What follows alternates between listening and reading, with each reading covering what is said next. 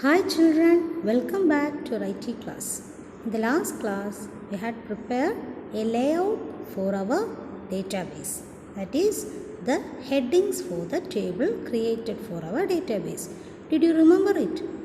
Okay, let's recollect it. First field name, book number. Field type, number. Then book name, text.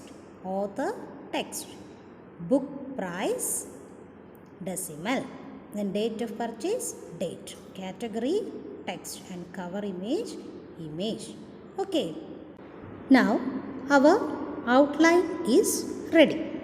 And before entering data into the table, we have to set a particular field as primary key. Do you know what is a primary key? Primary key is a key which helps us to identify a particular field uniquely from others. Okay. The main feature of primary key is that it does not allow repeated values to enter into it. Okay. That is, if we assign a particular field as primary key, then we can't enter the same values 2 times in that field. Okay, because the value of primary key is unique. Once more, note that the value of primary key is unique. Okay, so which field can be used as primary key here? Yes, book number. For making it as a primary key, just right click on the left side of the field book number and click the option primary key. Okay, you can see a log symbol there. Always remember the primary key should be unique. That is, repeated values can't be allowed inside a primary key. Okay. Now file, save. We can give a table name here. I am going to give library table. Okay, you can give any name as you wish. Then click on OK. We can close this table. Now see, our table is seen in the work area. We can open this and directly enter the values. Okay. There are 2 methods to enter values into the table that we have created. One method is to directly enter the values into the table. That is, double click our table and enter the values one by one. To go to the next column, we have to use the tab key. Okay. When one row is finished, other rows will come automatically. Another method is that we can make use of the forms option in the database panel.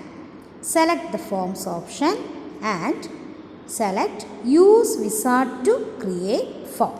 Okay, use wizard to create form. Then we will enter into another window. Here we can see a number of steps. First one, field selection. This is very important. First we have to select the table from here. Okay, tables or queries. Table, library. Then we have to enter the available fields into fields in the form. Okay. See, when we use single arrow key, we can enter each field, only one field at a time. And when we use the double arrow key, all the fields will come in the form. Okay. Then click on next button. Okay. Then set up a subform. We don't need a subform here, so we skip this step. Okay. Next. Then we will go to another step, arrange controls. Here we can make the design of the form to be displayed. Okay. Then in the 7th step, apply styles, we can give color to our form. Okay. Then last one, set name. We can give an appropriate name for the form. Library form. Okay. Finish. I have entered some data here. Our important step is to include an image. For that, double click inside this box. Then we can select suitable picture from our location. Here Kannasha, school resources, standard 10, database files, cover images. Okay, select a suitable image and click on OK. See, okay, when pressing the enter key, we can go to our next vacant form. Okay, we can enter data like this one by one. Book number, then book name, then author, price, date of purchase and cover image. Now save the file. File, save. Okay, our data is saved. Okay children, this is the end of this part of the video. If you have any doubt, ask me through the WhatsApp group. Thank you for watching.